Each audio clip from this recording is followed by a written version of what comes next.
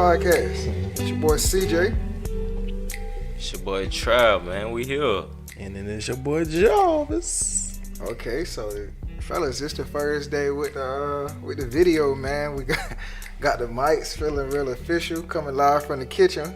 How y'all feel about this? Man, feel good, man. Another step, another accomplishment. Now that people are able to not only hear us, but they can see us. So I'm excited about it. Yeah, man. I'm gonna actually have to get used to people being able to see us. Yeah, we usually know what I'm doing when it's just the audio, but I'm gonna have to keep my hands in my lap. Yeah, man, that's what's up, man. So, I know we've been doing the podcast, so the podcast isn't new, Right. but first day of the video, we'll be able to go different platforms or whatnot. So generally, we usually start off just kind of a synopsis, a recap of the week. So I guess it don't really matter who start us off with that. Equal opportunity. Mm-hmm. So I think I'll go ahead and jump in there first. All right, let's hear it. For me, man, I think it was. I can't lie, man. This was a pretty rough week. Not work wise. I guess just me battling with myself.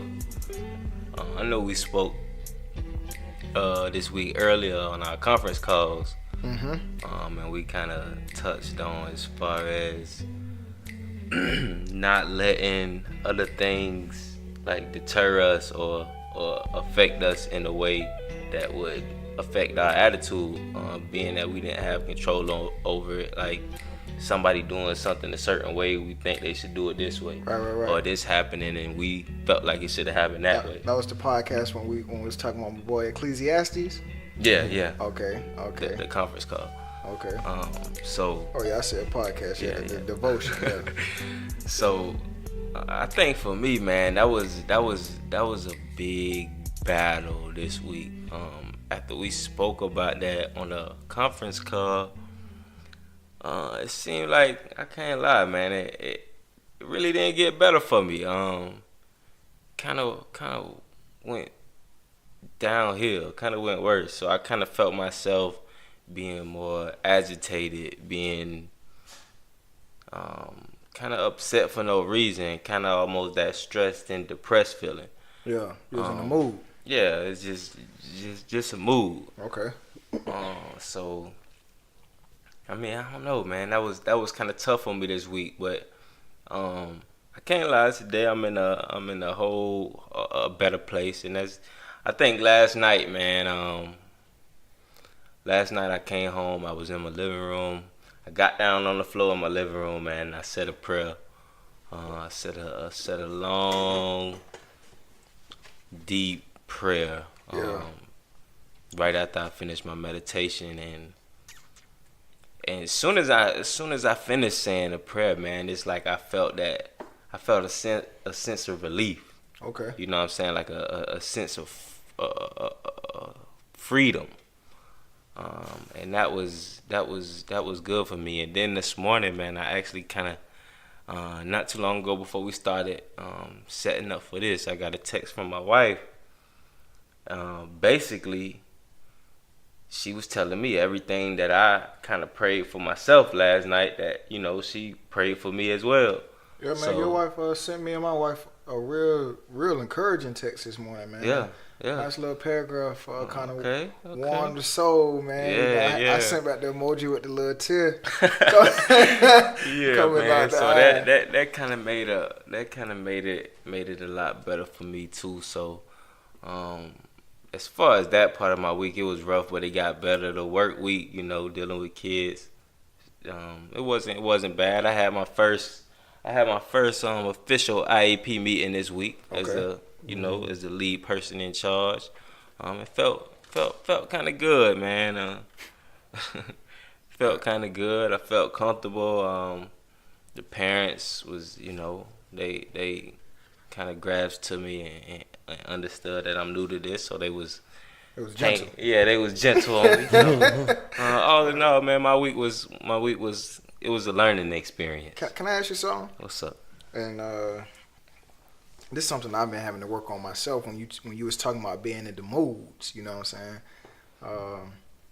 and we've definitely spoken before about how our emotions, our feelings are tied in with our thoughts, Right. and they're indicators for us. You know what I mean? But sometimes when we get those indicators, we feel we attach negative. We attach a negative component to it, right?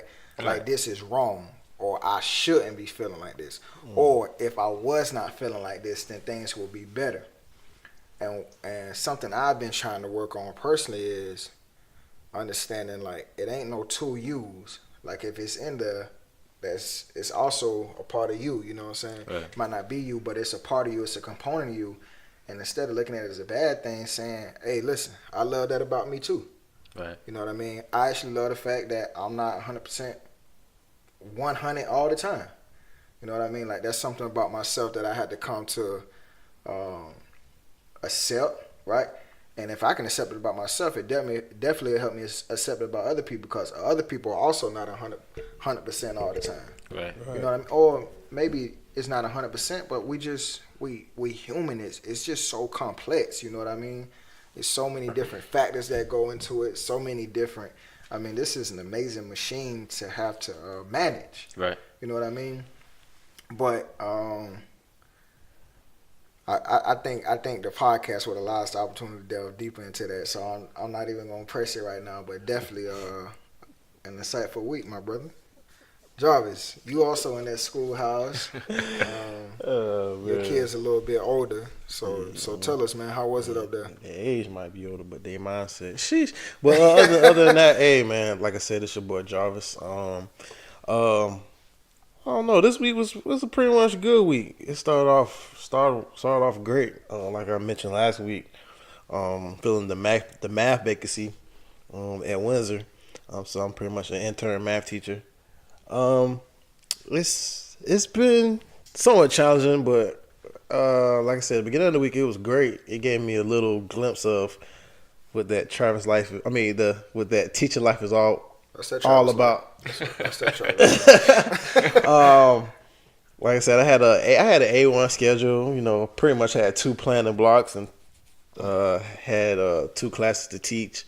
But came Friday, man, they pretty much changed my whole schedule around. I kind of, I guess, felt myself getting complacent, getting comfortable, and boom, Friday came, switched the whole schedule around. So now, instead of my A1 schedule, I'm teaching all 9th grade classes with my first block being planning. Like I said, it's been great. This Friday, man, I just had a headache, man, just exhausted. Yeah, man, the 9th graders have put it on me, man, pretty much, man. Running around telling them to, humble yourself, be mindful of situation of others learning, and yeah, man, it's pretty much, I turned more to, I want to say a babysitter, but I somewhat turned to a babysitter towards Friday than a teacher, but hey, man, come tomorrow, man, I got something for them, man, so, yeah. Joe Clark. Yeah, man, gotta have structure, man. Just some more structure. Okay, that's what's up, man. I tell you, I'm real thankful that it's multiple sports arenas, because multiple sports avenues. Because my week started off a little rough, man. My tide took a little slacking. Oh yeah, roll tide. This is my turn right here, boss. Yeah. Hey, I let my man discuss his week. Now it's my turn, and he wanted. Okay, yeah. This all me. This my turn right here, boss. But my bad. My tide took a little slacking early in the week, and I'm not used to losing like that. But nevertheless, I took an L. But as you can see, I got the Philly. There we go. Okay, now he back on track. Fly Eagles fly. Now he back on track. I got the Philly faithful. You know what I'm saying? I'm rocking with Philly today. And if something was to go awry with my Eagles, I already got my Lakers waiting in the wing. You know what I'm saying? They waiting in the wing for me. Last year was a great year. My tie won. Then my Eagles won. So it was great. I was 2 for 2 last year. I figured actually 2 for 3 because my Lakers didn't win. Ain't gonna win this year either. This my turn, big dog. This year here, I got a chance to be 2 for 3 again. Mm-hmm. So we'll see how this go. But definitely excited about the game today. And besides that, man, the rest of the week, I tell you, I haven't had much of a fire for UPS lately. To be honest, I didn't have a fire this week. You got to focus. We might have cut that game off, man. It's over, man. Not much of a fire this week also, but I had more so of a fire for myself, man. Just, getting back. I love making things work better, right? Yeah. In my supervisor role, man, my management role, I like finding ways to get people to operate better, get this to work better. I like actually going home and thinking about it. And UPS for the first 3.5 years, that's what I did. I would come in here, I would work the math, I would think about new ways to do things. I implement it, I try it. Right. Let's see what happened. I say that worked, we keep it. It didn't work, we scrap it. I come back, I try again. And I had kind of lost that passion for it. But now that peak season's over and we back into kind of the mundane, that was one of our words of the days from Toastmaster. Yeah. So we back in that, man. We back into the day to day. I am starting to find that again. Right. Because all peak season is just stuff just going crazy everywhere. But now that it's kind of back to the normal pace and I'm starting to be able to see some of the things again, things that we can improve upon, I kind of found my heart like, oh, I wonder what I can do to fix this, you know what I'm saying? And it kind of gave me a little bit of a jolt, a little bit of some love back for it. So I say the week was a good week. I also had some progress in my wholesaling business. With the real estate. I also talked to several people as far as the trucks. I nailed down some prices on how much exactly my trucks were going to cost me. Got one of my drivers in CDL school right now. Got my other driver starting CDL school at the beginning of February. Got some meetings set up to ride with some drivers on and off the port so I can see how the operation work. Man, I'm working, man. Hey, you feel me? I'm talking about your boy working, man. I am in the process of building an empire, so it was a good week, baby. Okay? Sound like it. Hey, listen, man. Before I start, y'all got anything specific y'all want to discuss today? Because I got something pressing. Go ahead, my brother. Go ahead, Big Jarvis. Let me hear what you got to say. I don't know. It's just this. How can I word this? I had a couple of friends come to me this week about grieving, and I just wanted to just put that out there and just try to talk about that different. Just for a second before we start. I had one friend. I'm not gonna say no names. Gonna keep it anonymously. But I got this one friend pretty much towards the end of last year. She lost 3 family members back to back, and pretty much she called me. I want to say Thursday, and just wanted to talk to me and just get some things off her chest. And she pretty much told me about the family members, and she was just saying that it's a one thing is another type thing, and she still hasn't healed or accept the fact that she lost her family members, and she's taking a hard time to grieve. So I just wanted to bring that up and just discuss that right quick. So that's kind of been on my mind. From what aspect you mean, like how should she get over it, or what you mean? Yeah, kind of, sort of. How can she get over it, or what's some things that help her grieve? Because I'm just trying to open up her mindset, because she's been kind of down a couple of years, and she told me, kind of said she lost her way, lost herself.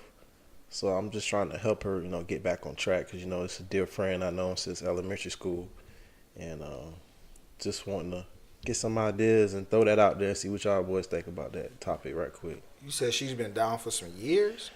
Well, of course. Well, let me ask you this way. The death, how long ago was the death? Well, the death was this past year. 3 close family members died, but, she been going through a little up and down here and there, and I guess, of course, like I said, she mentioned it's always one thing, it's another. It's kind of like the grief pretty much is piled on, kind of. Right. And, yeah, she's kind of stuck because she's trying to get back to herself, but she's also trying to grieve, and she hasn't grieved yet. I think she said her first family member passed in September, October, And then after that, a grandmother passed, and then another family member passed. So there's like real close family members to her. And yeah, I was trying to get your take, well, both of your takes on that. Before you go, Trav, I will say a lot of this, a lot of life is experience based. Mm-hmm. All right. So first and foremost, I honestly don't have the experience as far as death is concerned to even be able to relate at all. I have lost family members. I've lost a great grandmother. I've lost a grandfather. I was much younger, and I didn't have such a tight relationship with them. I mean, it wasn't a bad relationship, Right. but they didn't stay in Savannah. You know, Right. it was kind of different. What I will say is that life is always evolving. And you made the comment, the phrase you used was get back to herself. What I would like to say is don't get back to yourself, get to what you're supposed to be. Right? Life is always evolving, it's always moving. This situation is meant to change you into something else. Right. You know what I mean? All situations are. So if you're fighting trying to get back to what you feel is right or what you feel is comfortable, you're at that point going against the flow of life. Right? One of the better things to do, and like I said, the experience I'm speaking from now is not a dealing with death experience. This is just dealing with experiences in general. But allowing the feeling to be the feeling, right? Living through it, and then whatever you are feeling at the time, not characterizing it as wrong or bad. You know what I mean? It's the new, right? And that may be a bigger part of what's going on more so than the death aspect of it. You fighting against what's actually real and going on right now, trying to get back to the old you or get back to myself or whatever the case may be. But like I said, just from an experience base, specifically dealing with death of close family members, I don't have much of an experience base to speak on it in depth myself or suggestions on what I did because I haven't had to deal with it. Well, man, for me, first thing I would say is that grieving. Everybody grieves different, Right. Like, so I mean, it's no wrong or right way to grieve. But I have experienced some deaths close to me. The most recent, which is not recent, it was a few years ago. It had to be my grandfather, who was really like, I don't know, man. That he was like everything to rock, pretty much. right, Yeah. to that side to my father's side of the family, and losing him, man, it actually hurt. It hurt worse because like I used to get off every day and go see him. We pretty much knew that it was coming any day now. Right. But still, just when it happened, man, you know, you just, I don't know, I guess you're still kind of in disbelief. And that was just getting off work, headed there to go see him again. Pulled up to the house. Well, as I'm turning down the street, my daddy called me. And I'm like, hey, yeah, I'm pulling on the street now. And I could just hear it in his voice. He's like, yeah, he just took his last breath. And like, nah, I don't believe it. You know what I'm saying? Pull up to the house, go in there. And yeah, that was it. He was in the room. I went and sat in the room with him, held his hand. And still, I was kind of still in disbelief. I think what was like not a wake up call, but made me be like, okay, yeah, this is real, is when I was actually there. It's me, my daddy, and my uncle. Man, I actually helped pick up my granddad, put him in a body bag, and zip it up, and they took him out, that was hard. And of course you want to be upset, of course you want to be sad and all of that, but if I had to give advice to anybody who lost somebody who was close to them, I would just say don't look at it as a negative that you lost them. Just think about all the positive, all the good things, all the good times, everything they taught you, everything you learned from them. Just turn that negative into a positive, man, and keep it moving. Okay. And y'all remember the blessing from the guru on the conference call this week. Yeah. Did that suffice in any way? Is there another part of it you want us to try to tackle? Or? No, I just want to just touch on it a little bit because, like I said, she just came to me. She just told me this like Wednesday, Thursday, and I tried to give the best advice I can. But I just want to know from my brothers, what was y'all look on that? How'd y'all feel about that? Sorry to bring up death because that's like one of the topics I really don't like talking about. Man, but and like I say again, I don't have much experience with it, but yeah, I mean, death all around you all the time, man. Yeah, it is. And you know what I've told somebody before, man?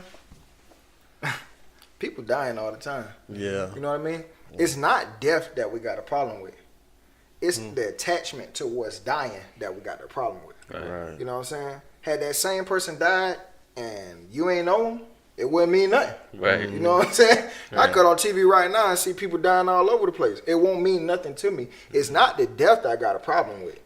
It's my attachment to what's dying that I have the problem with. It's that old story that I got to let go now that I had a problem with. Man, you hit that on the head, boy.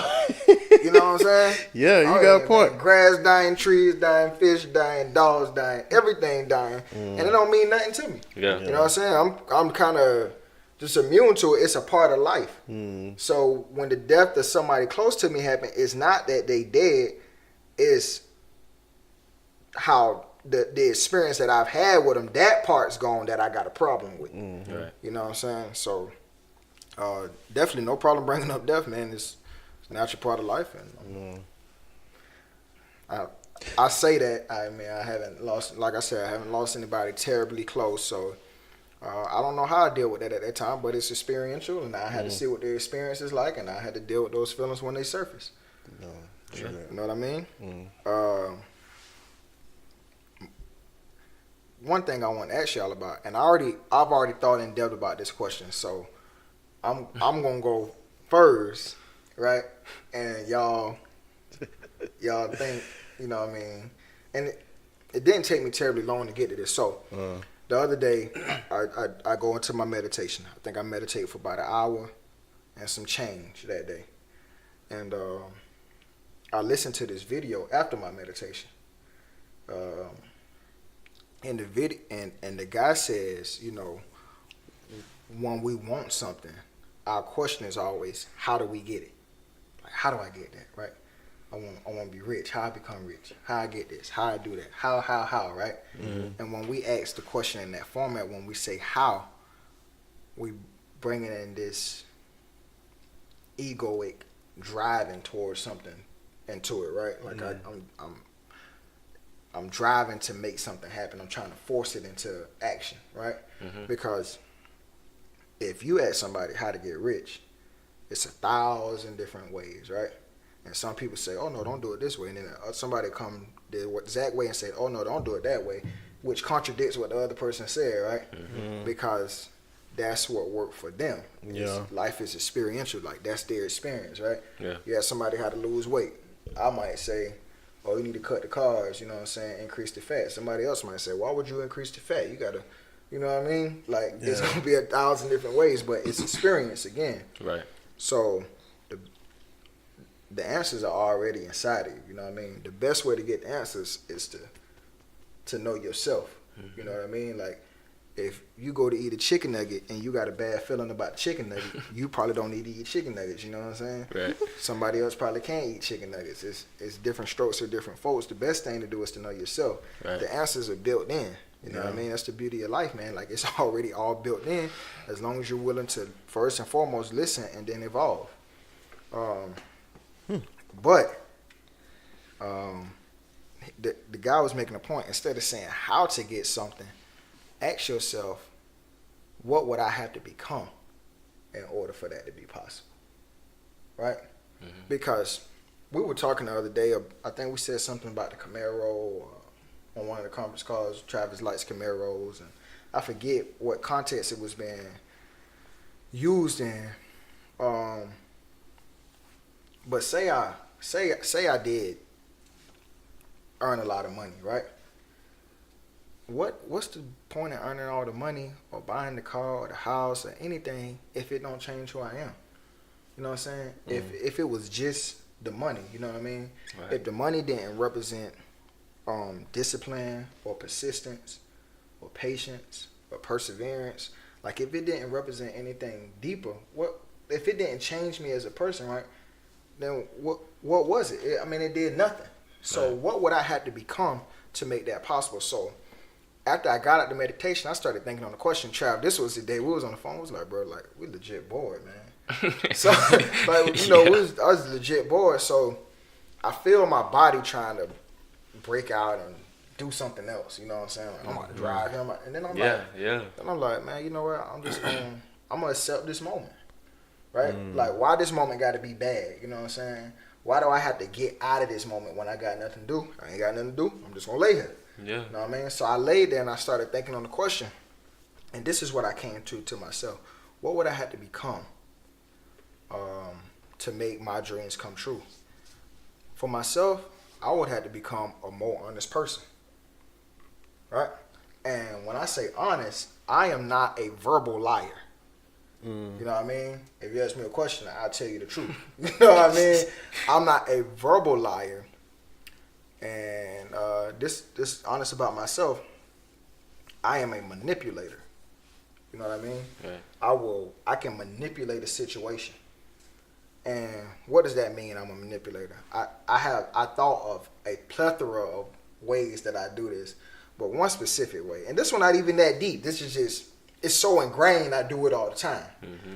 It's to do it at the job, right? And my man always make like off-color jokes. You probably already know what I'm talking about. He make off-color jokes or he make like sexual jokes. You know what I mean? And it's an older white dude. And to be real, like, it's uncomfortable when he do it for me. Because I don't really make off-color jokes, you know what I mean? I don't really demean people like that, you know what I'm saying? And then I don't really make sexual jokes like that, you know what I mean? So that's not really my thing. Right. But in order to not rub the wrong way or not bring no friction into it, I go against myself and what I know I really don't like, and I allow it to go on. And I get like the little play laugh, like, yeah, okay, you know what I'm saying? Yeah, I like, feel you. I'm uncomfortable. I know I'm uncomfortable, but this been going on for 4 years. I ain't said one thing. You know what I'm saying? And that's manipulating. You know what I mean? I'm not being forthright. And I never lied to him, but I'm not being forthright and honest because I feel it. You know what I'm saying? When I know he's going there, I already feel it, and I feel it like it's not a, I don't even know what to call it, but it's like friction.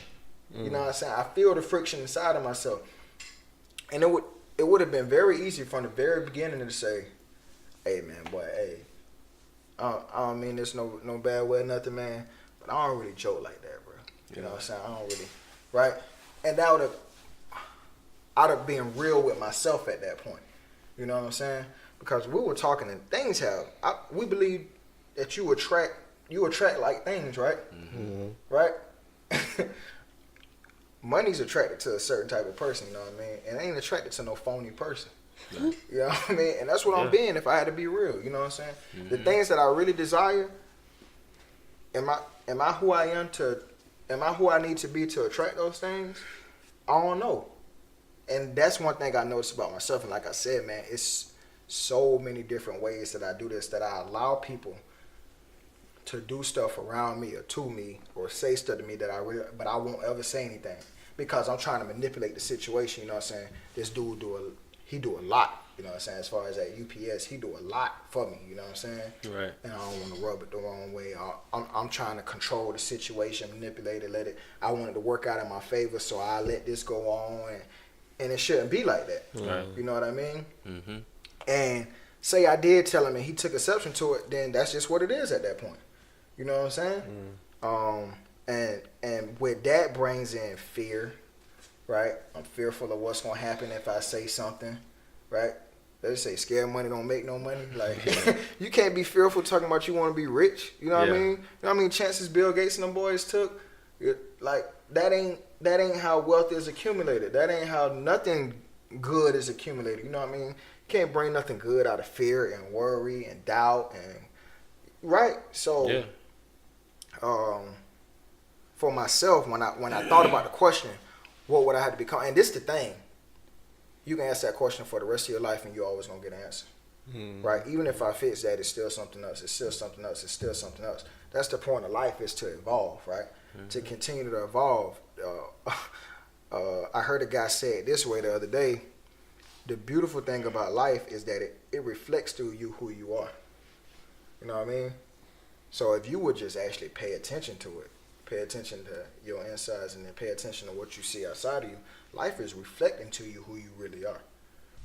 Thank you for listening to part 1. Please click part 2 for the second half of this conversation.